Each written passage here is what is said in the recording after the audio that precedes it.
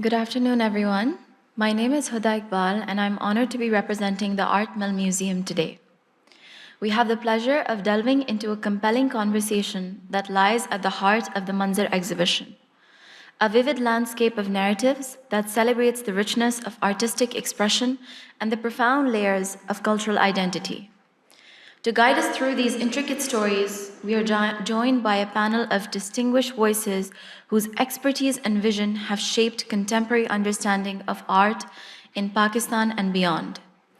It is our privilege to introduce the esteemed panelists joining us today, each a distinguished figure whose contributions have profoundly shaped the landscape of art and culture. We are honored to welcome Nazish Ataullah to our panel. An influential figure in South Asian art, Nazish Ataullah has not only shaped the field of printmaking as a former principal of the National College of Arts, but also enriched the discourse through her feminist and post-colonial perspectives. Her remarkable contributions have earned her international recognition, including the prestigious title of the Knight in the Order of Arts and Literature from France. Joining us with profound insight is Iftikhar Dadi. A distinguished scholar and artist, Iftikhar Dadi serves as John H. Beers Professor at Cornell University. His research delves into modern and contemporary art of South and West Asia, examining threads of global modernism and media cultures. Alongside his scholarly work, his collaborative art practices with Elizabeth Dadi explore themes of memory and borders in an increasingly globalized world. We are privileged to have Maria Lukman as part of today's discussion. Maria Lukman is a visionary artist and educator whose interdisciplinary practice spans experimental film, decolonial research, and medicinal gardens.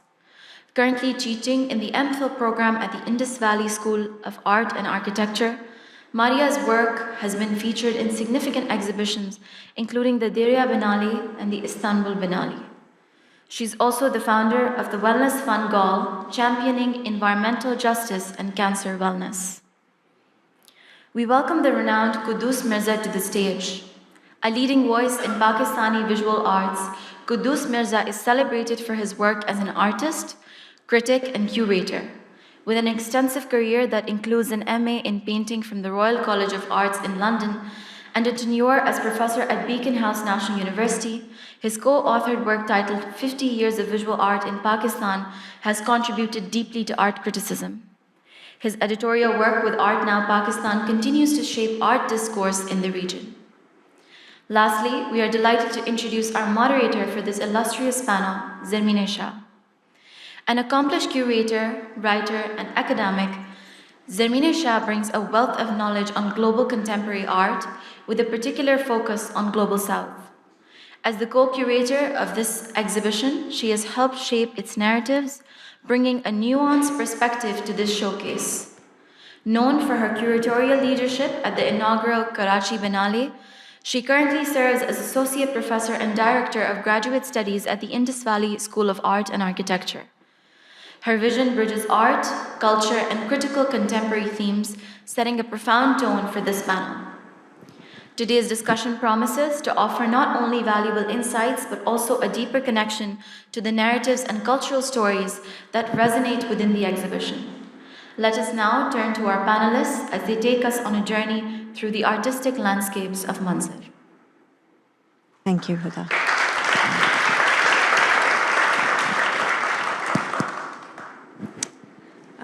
Welcome, everybody, to the first of the two panel discussions taking place today around the exhibition Manzar, Art and Architecture from Pakistan, 1940s to today, which opens today to the public and remains on view until the 31st of January, 2025.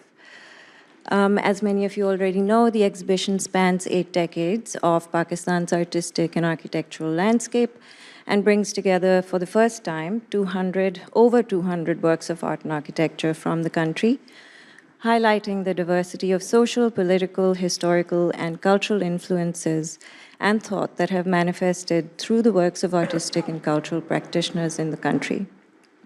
The exhibition hopes to speak to the many narratives, perspectives, histories, and presents that have been the focus of a deep engagement of practitioners from Pakistan and its diaspora. The title of the exhibition, MANZAR, which is both an Urdu and an Arabic word, can be translated to mean a scene, a view, or a perspective. The word is deployed quite deliberately in the singular, presenting one view or one perspective, one of many possible. And so, in doing this, we hope that it'll open up new ways of seeing, become an entry point, a question, or a set of questions, rather than a singular statement. As Huda already mentioned, our panel today focuses and expands on some of the thematics explored within the exhibition. Thank you to our panel members for being here with us and for their contributions to MANZAR, both in the context of their work in the exhibition and their contributions to the publication associated with the show, which we hope will be with us soon. For the format of our discussion, I'll be directing some questions to the panel, and then we can have some time, hopefully at the end, for a Q&A and for discussion with the audience members. So since we only have an hour to go, I'll begin. I'll direct my first question to Iftikhar Dadi. Of several moments in Pakistani art history, the exhibition focuses on the work of modern artists in and from Pakistan, which include figures like Shakir Ali, Zubaida Agha, Anwar Jalal Shamsa, and Sadiqain.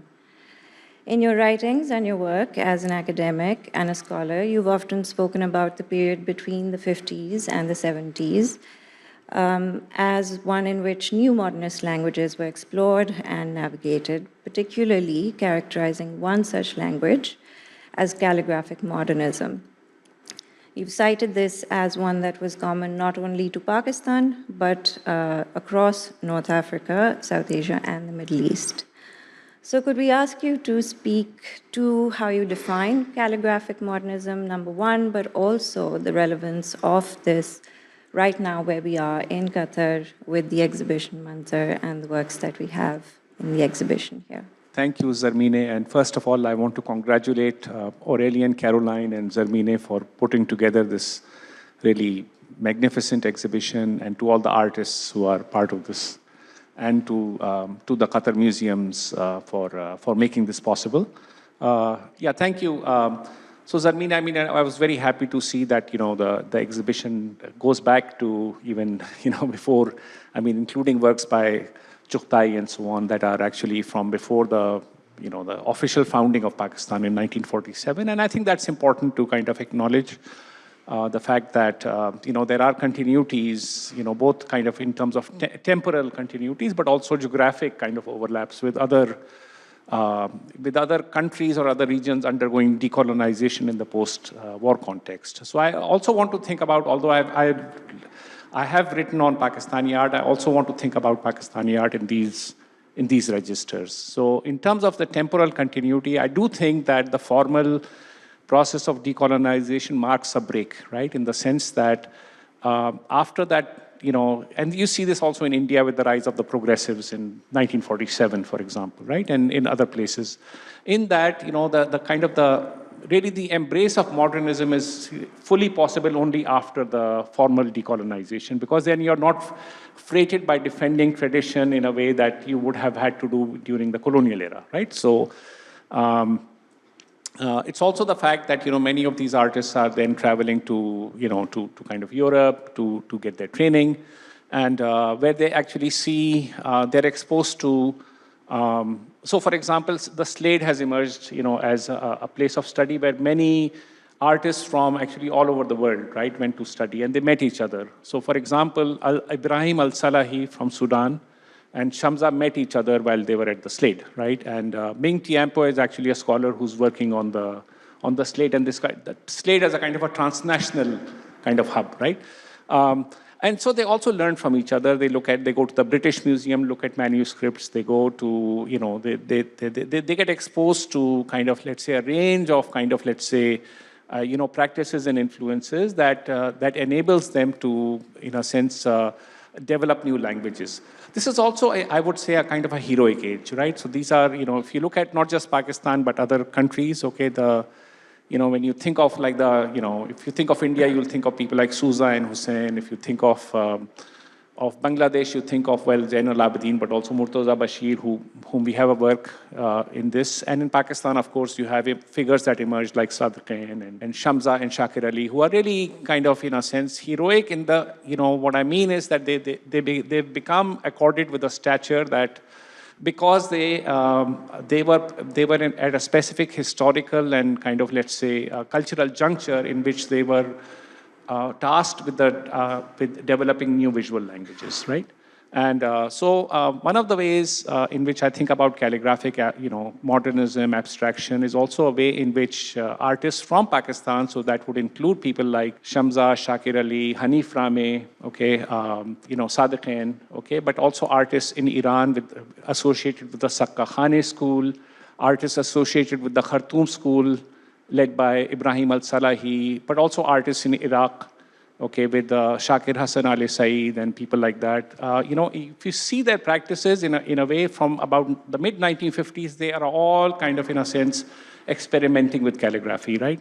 And calligraphy is no longer, it's not about the legibility of calligraphy. It's, in fact, precisely the reverse. It's about kind of developing a kind of a dialogue with abstraction, with also trends that happen in Europe, which includes things like the legacy of surrealism and automatic writing, okay, letterism that emerges in Paris and so on. So that on the one hand, they're in dialogue with those movements. On the other hand, they're also dialogue with their own quote-unquote tradition, right? And the need really to develop a kind of a new cultural form that is adequate to the post-colonial years. Thank you, Iftikhar. That was excellent. I think we really, when we look at the exhibition and hear you speak, it really expands on the conversations that we've begun there. But I'll turn to Nazish, and we're talking about institutions. And in other ways, we are also talking about institutions. Within the exhibition, one of the things we really wanted to highlight was to bring to attention the role of academic institutions and the deep sort of engagement of practitioners within these. And interestingly, all of us here on this panel are also engaged in academia and are practitioners. You have, of course, had a very long and deep association with many of the prominent academic institutions in Pakistan, and you've been part of their evolution over the years and are very much an artistic practitioner yourself.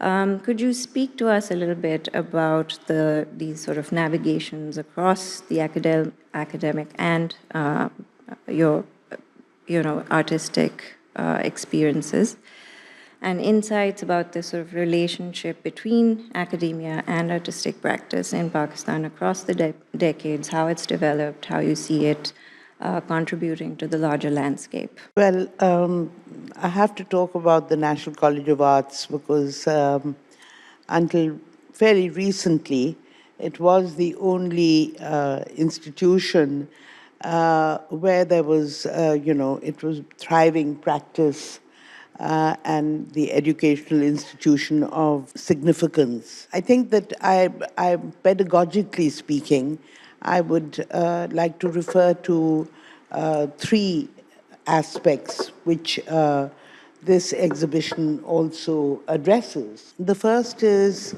of course, the British curriculum as it was practiced and as it was taught in these art schools that the British had established, in particular the Mayo School of Art, which later became the National College of Arts.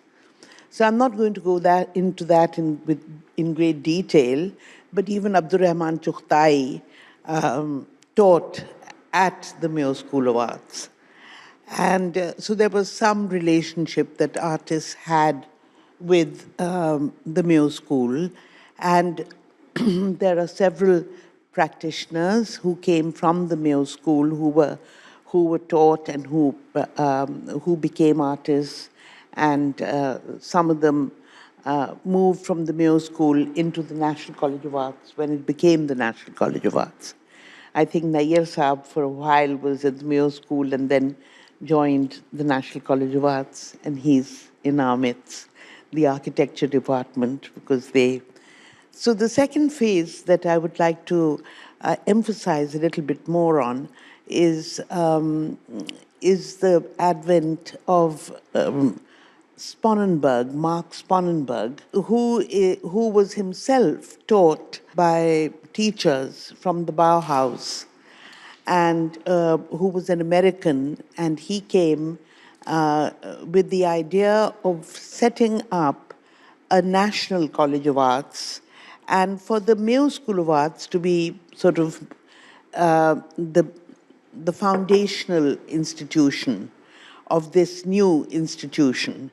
And the new institution was this school in which there would be students coming from all parts of Pakistan.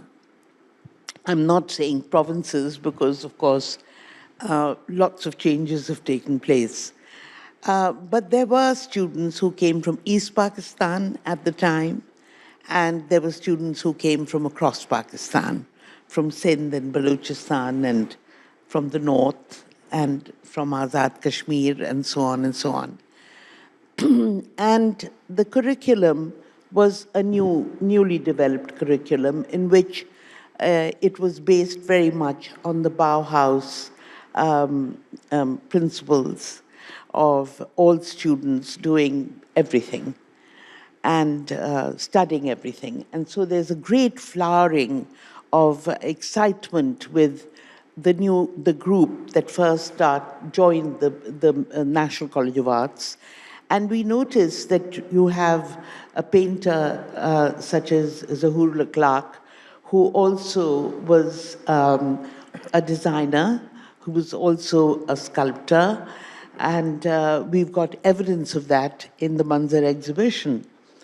So it's very exciting to see that in this show. And so this sort of modern art school concept went on for a few decades.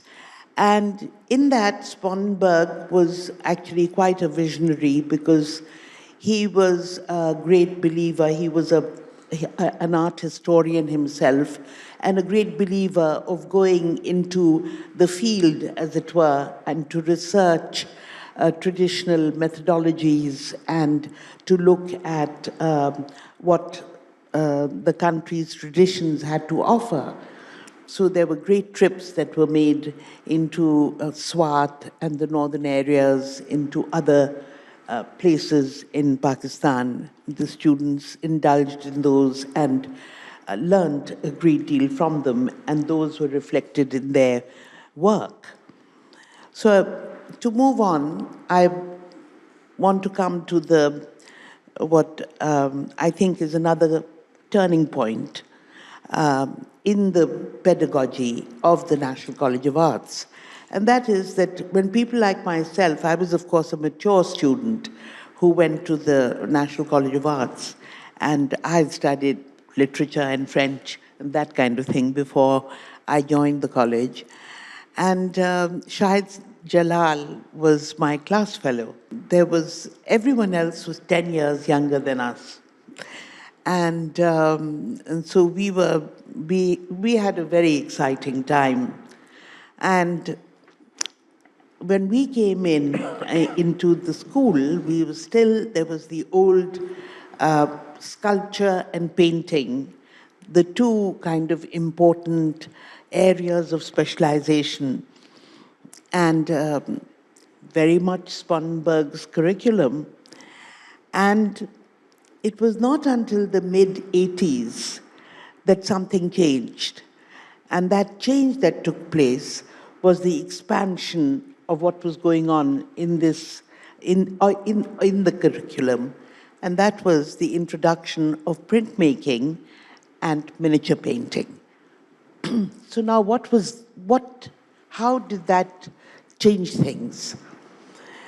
With miniature painting, we know that there was always miniature painting was taught as traditional painting, always, even in British times.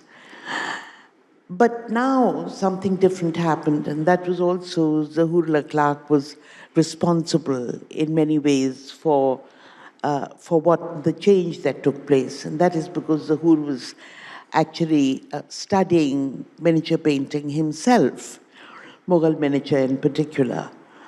And although he never painted a miniature, but the whole ethos of miniature painting was studied by him in a wider perspective. He was looking at space, and he was looking at color, and he was looking at color relationships and line and all the other things that constitute a deeper sort of understanding of what traditional miniature artists would be doing.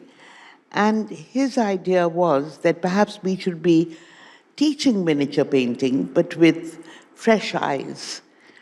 And that is when Bashir was asked to look after this particular area of specialization. And then printmaking. Why was printmaking important? Printmaking was essentially important because it was, again, an area of experimentation. Methodologies that were nothing to do with painting or to do with sculpture, something different. Although, again, we'd had what used to be called the graphic studio in the old days. We had the studio, but we didn't have lots of other things. We didn't have etching, we didn't have other methods, etc., being taught, other processes being taught. And suddenly we had the entire college going in and out of the printmaking studio. It became the most popular place to be working in. And there was this real buzz and this activity in the mid-80s with architecture department students and textile designers, and from across the board, everyone wanting to come and work on a plate. And so this was the other sort of area of experimentation, and suddenly we found that there was a lot of cross departmental exchange that took place within the fine art department, which until then had been fairly compartmentalized. And thereby hangs a tail, because then it sort of moved on. Thank you very much. Actually, this would be a great moment to turn to Kudus Mirza. We've been talking a little bit, well, for a long time about the idea of art and resistance and politics. And you've talked a lot about your time at NCA, which was the time of Ziaul Haq. And the school as a place of safety, but also resistance, and a space where activism was possible. We have posters from Lala Rukh, but also documentation of her work in the Women's Action Forum, and then today, sort of continuing that legacy, there's the Aurat March and the engagement of artists within that realm. So I wonder if you could talk a little bit about that time, maybe the kind of space that the institution offered, but also how do we think about engaging with art and politics today? What does resistance look like today? It could be within the institution, outside of the institution, however we actually want to define the word institution. Thank you, Zarmine. And thank you, Qatar Museum, because when I went and saw the show, and I was not expecting an exhibition on Pakistani art and architecture would have such a rich archival material, which I think brought back not only the memories, but the feeling of that these things were also important, and they're still important. So if we are talking about the past, please allow me to even go further. I was thinking about this book, 1,000 Years 1001 Nights, which was written in Arabic, a language spoken in this land and written at a place which is not far from Qatar.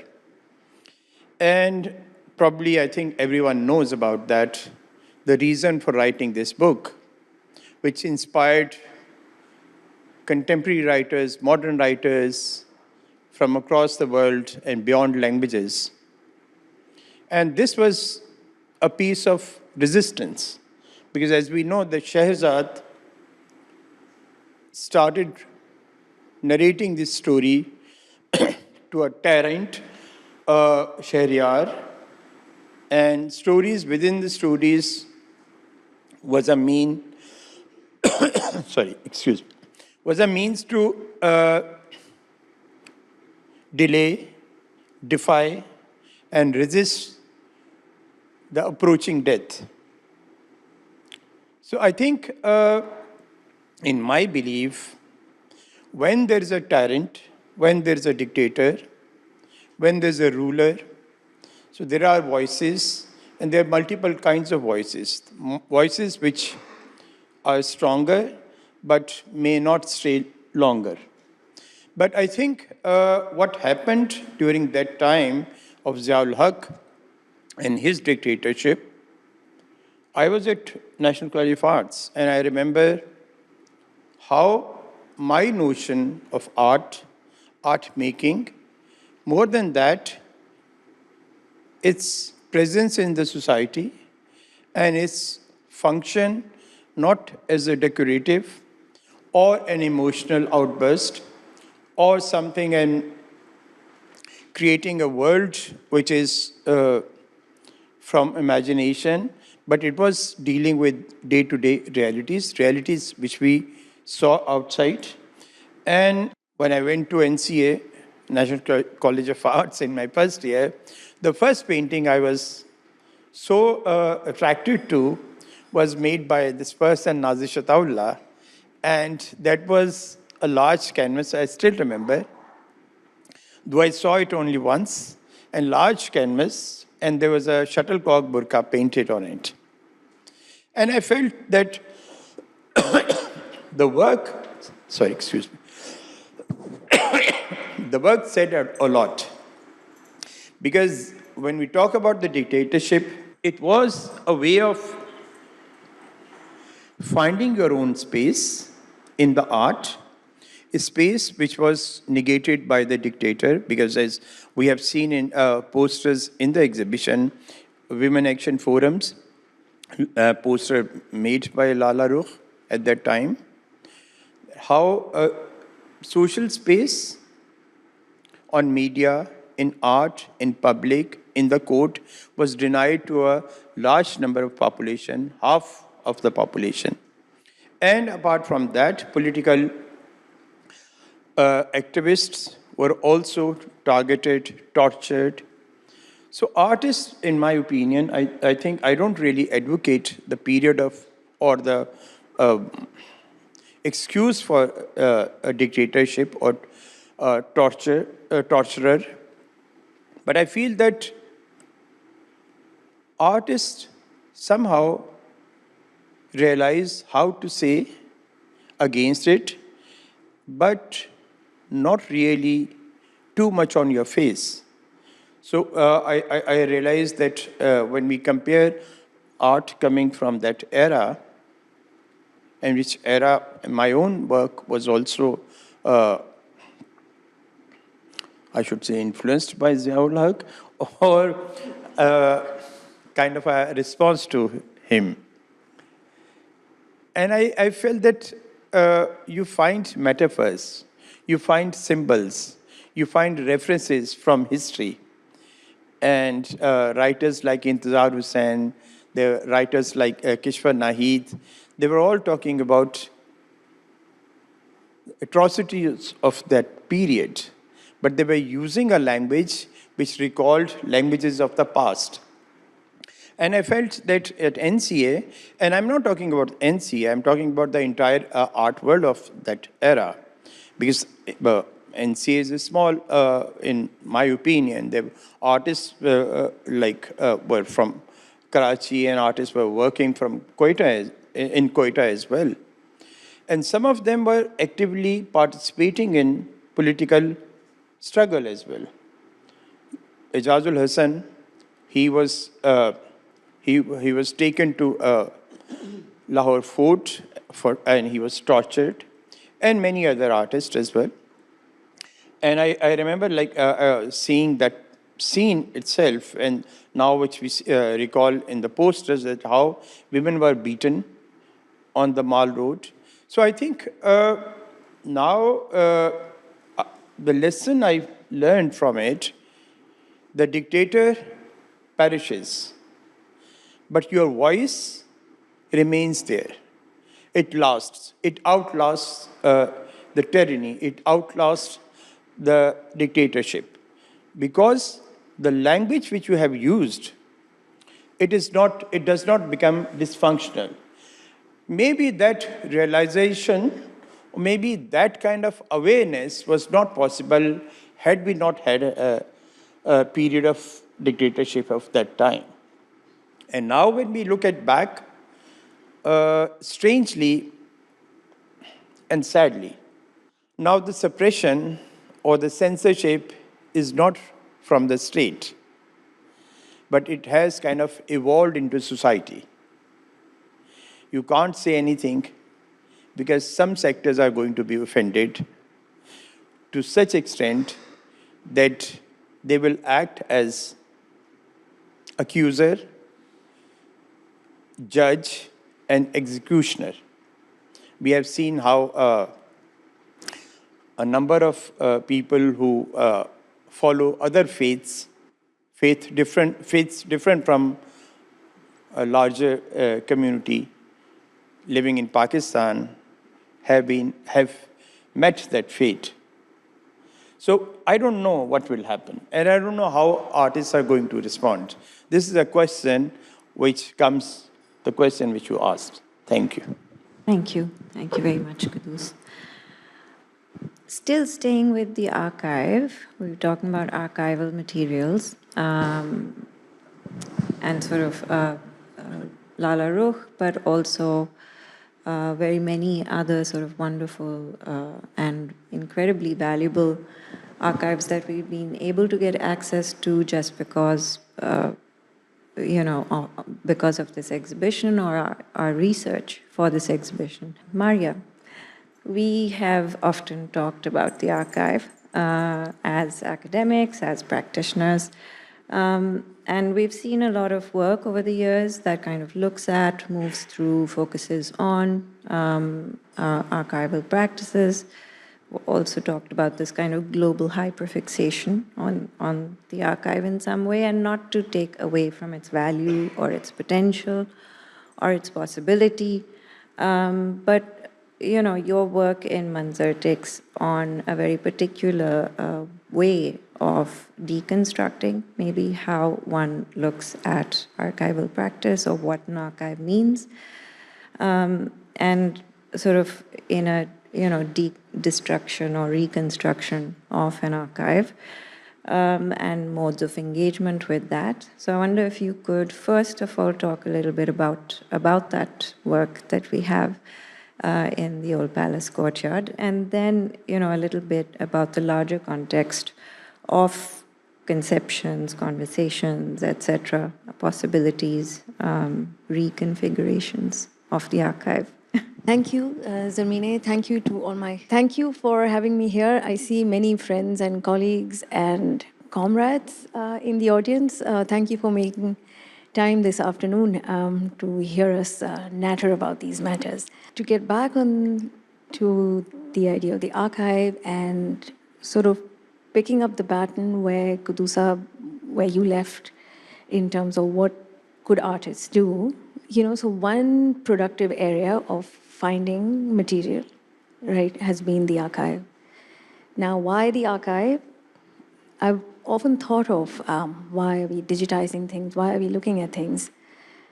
And perhaps technology has something to do with it, right? So before digitization was easy, it was, boxes and boxes of things which you thought you had to just keep, right? Which you didn't really want to open, but maybe one day I'll need a paper from there, and you just keep, and you keep photocopies, and you just keep. But with the advent of digitization, suddenly these boxes start getting open, and people feel like, oh, I can declutter my study. I don't need all these boxes anymore. It can all be on a hard drive. And so with this action, there's an activation, right? Because there are papers and things you would maybe never look at.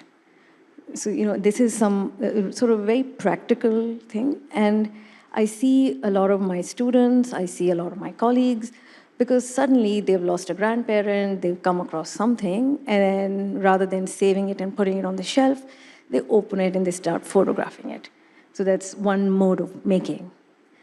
But again, what it allows is, it allows you travel to time, right? It allows you access to material, language, methodologies, things which perhaps are forgotten, right? Or are in the back recesses of one's mind.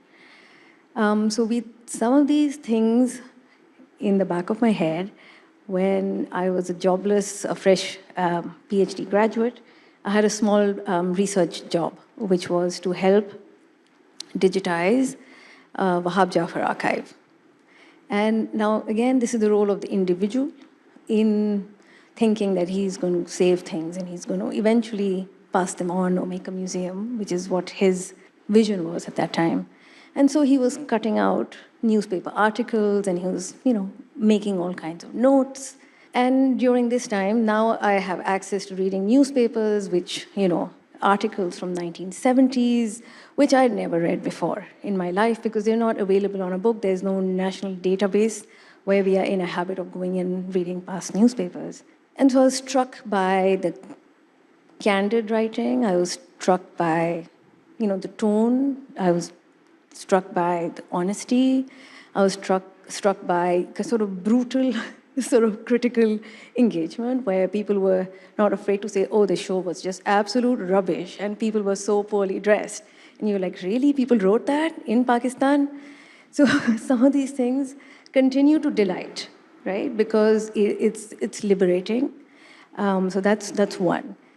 But going back to my piece here, it was during this time I was reading the writings of Akbar Naqvi, who, I managed to read all his newspaper articles that he wrote in The Sun and then The Dawn, The Herald. And then I was looking at, material, and I was just wondering if these people were alive, because they'd all passed away, what would they do?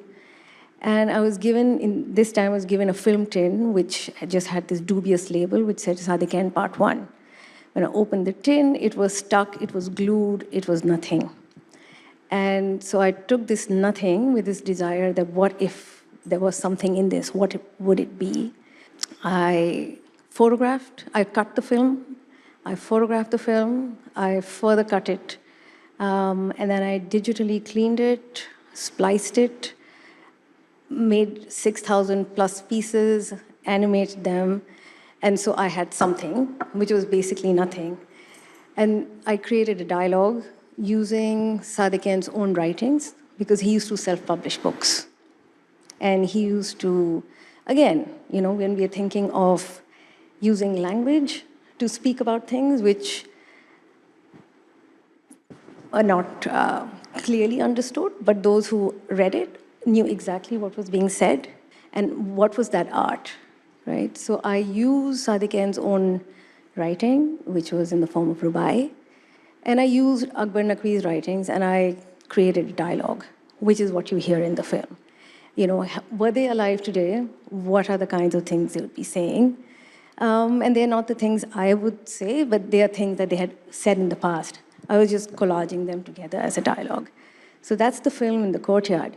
So it just comes back with the, if you look at, again, the material in the exhibition, there's a lot of archival material, but what it does is it sort of begins to excite and begins to make you think of strategies of resistance, strategies of communication, strategies of invention. It also grounds you from where you are. And I think that's what's important. And I think that's what was wonderful about seeing the work of so many of us here today, in one platform. And as you said, Manzar, it's a point of view, it's a perspective, it's a showing, but it's an important one because it brings all these different facets together without conclusion, so to speak. So there's so much here, and I wish we could do sort of back and forth. But I am conscious of the time a little bit. Do we have a little bit? We started a little bit late. Do we have about 10, 15 or so minutes? So maybe we open up to questions, comments, any thoughts from the audience? I just wanted to Sorry, say one thing, which is that, we are fortunate to be in Qatar because the museum Mathaf, which I think is shows are supposed to open tomorrow, has an unrivaled collection of modern Arab art from across the Arab world, and also includes works from Iran. So it's well worth kind of looking at their permanent collection as well, in light of what I was speaking about in my remarks. Okay, I don't have so much of a question as a comment for Maria Luqman. Maria, I really enjoyed your work and with your collaboration with H.M. Naqvi that you did, and this conversation between Sadaqan and imagined conversation between Sadaqan and Akbar Naqvi. It just reminds me, I don't know, a lot about Ali Imam right now, and I'm thinking a lot about him, about conversations that happened in his gallery space when I was growing up and I was privy to be witness to, where artists would get together, drink Cossack, argue, chat. There was Kavasji, there were Abel Pervez, Bashir Mirza, where there was such an incredible dialogue between these people. And there was a certain feeling of independence. I mean, they were very aware of global trends, but there was a real spirit of independence and freedom. And sometimes I miss that. Thank you. I'll just sort of respond with a comment. Absolutely. So, when I was going through this material, which Wahab Saab had in his papers, that's what it was. There were all these shows that had opened at the Indus Gallery in Karachi, right? And the arguments were quite robust, and it was incredible. It was where artists from former East Pakistan also congregated. Karachi was a hub in that sense. So really the work was in the 50s and 60s and 70s, I would say even the 80s, until Indus Valley School of Art gets founded, which is later, it's in the early 90s. All the work was being made, by and large, in Lahore, and a lot of conversations were taking place in Karachi. Galleries, the significant galleries where work was being shown was actually in Karachi. And there were artists visiting from East Pakistan at the time, before 1971, and they would naturally gravitate to Karachi. The shows were in Karachi. Zubaida Agha's gallery was a small gallery, and that was there not for too long. And I must congratulate Manzar for having got these lovely works by Zubaida in this exhibition. Really lovely, stunning works. And somebody was saying today that if this entire show could be put online, it would be such a contribution to the rest of the world, people who can't actually travel to Doha to view the exhibition, because really it's well worth seeing, and of course expanding, because there's that possibility as well, where there are gaps. Hi. A huge congratulations again to the curatorial team. I think, of course there are many perspectives, but there's also storytelling in an exhibition. And I think that's something you really achieved here, to kind of show how all of these different circles met and kind of moved away from, but kind of continue to come together. And it's really when you come outside and come out to an international platform where this, we can bicker amongst ourselves, but it's nice to know that, when there is this opportunity, I suppose, to try and make sense of it all, the exhibition format can offer you that. And the question I had was really, because all of you engage in pedagogy, and of course the question of archive has been raised, but I wanted us to maybe think about the exhibition form also as this way, not necessarily of canon formation or kind of, traditional art history making, but precisely this way of being able to bring out these sort of lesser known narratives. And I think what's really been remarkable and comes through in the exhibition is the research itself. And the question I guess I wanted to ask is what new discoveries have come through? Because for me, actually, in the show, even though I've worked in the region, there were a lot of things that I just hadn't seen before. But I'd like to ask both the artists and the curators, what the surprises have been. For me, I think the biggest surprise was to see how everything was linked to everything else. When I was looking through the work, I could not really imagine that this work was from that date or from that person, because when I saw in the show Zahoor Clark's work and looking at beautiful model of Alhambra Arts Council by Nayyar Ali Dada, and I realized how there was always a conversation between artists, architects, different kind of narratives through the work and through this and the cities as well, because in the other section where Iftikhar Dadi's work is, and David Ellsworth and artists, I know the artists from Lahore were also working in the same language, though not necessarily they were in close contact with each other or matching notes, but there was something happening in the air, there was happening in the time, which really compelled them or pushed them to use that language. Parallel to that, in Lahore, this great new movement of neo-miniature painting, which I started with Shazia Sikandar and Imran Qureshi and Aisha Khalid. And then I suppose when we look at this movement, it is not purely a formal thing. And same, I suppose, when I see the Karachi pop or pop artists from Karachi, this we define it like a formal element.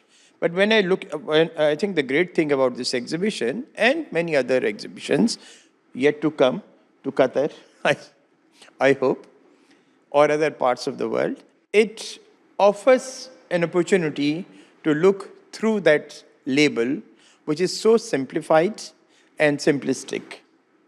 Because in miniature painting, again, going back to the points when I was talking about Nazir Shataullah's painting of Burqa, and then when you see it, how the same language was translated into Aisha Khalid's images, into Shazia Sikandar's images, into Tazeen Qayyum's early images when the burqa became a black burqa, and how Imran Qureshi's work, many other miniature artists' work, were talking about the violence which was not only from the state, but the violence which was an international violence, war against terror, and it emerged, and there were links between David Ellsworth's missile pieces in steel and Imran Qureshi's missile pieces in miniature, and Rashid Rana's missile pieces in his own digital prints as well.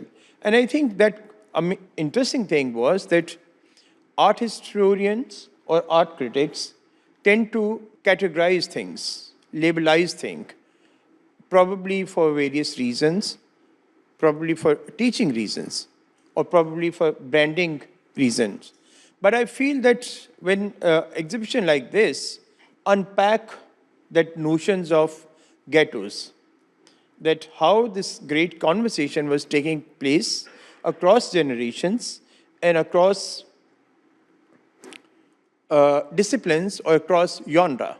Probably, coming back to the question, Ada, probably because compared to other areas like India, where majority of major artists are not teaching, they continue producing their work, and only I think, I shouldn't really say failed artists, but artists who are not too visible, let's be politically correct, artists who are not too visible end up teaching at art schools.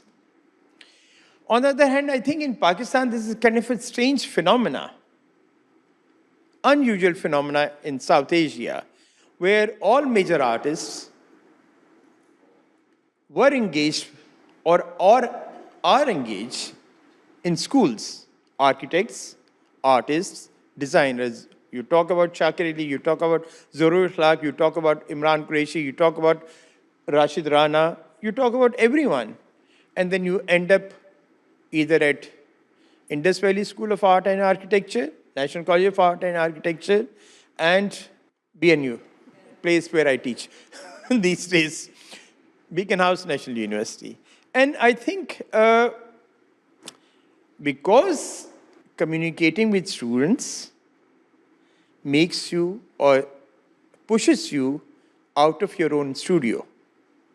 And I suppose that experience or that engagement or that task or that job also pushes you to come out of your own cocoon, to come out of your solitude in your works as well.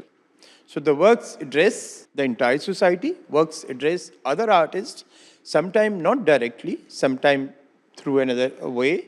But I suppose this exhibition creates this great narrative which has multiple sides, but again, like a diamond, it is one piece. I think that this is possibly the first exhibition that I've seen of art and architecture together. And I think that that is really the greatest contribution. So because, of course, we look at art, architecture and design, it's all part of the same process. So we're looking at art and architecture not being given in Pakistan the same kind of attention, and never, I have not experienced an art exhibition where you also have architecture side by side. And that has been something to learn from in this MANZAR show. And it's been really a very exciting experience for me. And I still haven't been through the whole exhibition because I still haven't seen all the outside. And I'm now going to spend the rest of my time looking at the outside in depth. So thank you very, very much.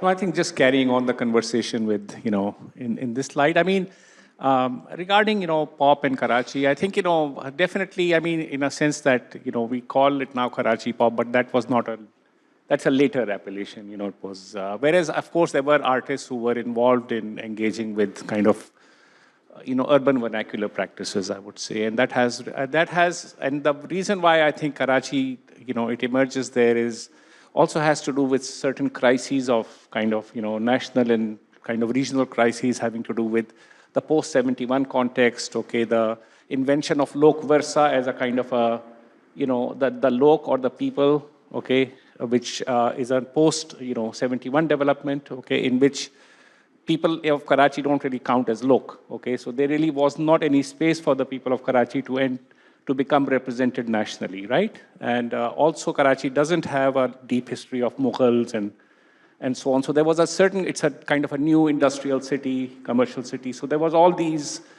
there was also the rising kind of, let's say, subnationalisms like MQM and so on. So there was a kind of a fracturing of a kind of a single national consciousness, right? And also this embrace of these, of new mediums and technologies and kind of, industrial processes. So that would be one.